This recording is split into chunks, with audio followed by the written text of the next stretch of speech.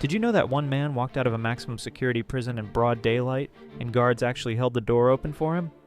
Frank Abagnale had already fooled airlines, banks, and hospitals, but in 1971 he set his sights on the impossible: Federal Detention Center in Atlanta, where escape was considered unthinkable.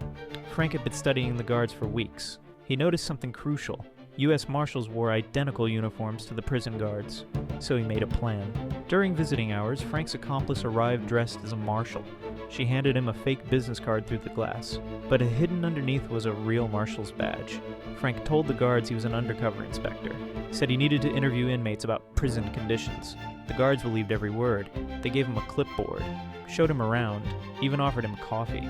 When Frank said he was finished with his inspection, the guards walked him straight to the exit. He strolled out the front door, free. The FBI didn't realize he was gone until the next morning. Sometimes the best disguise is hiding in plain sight.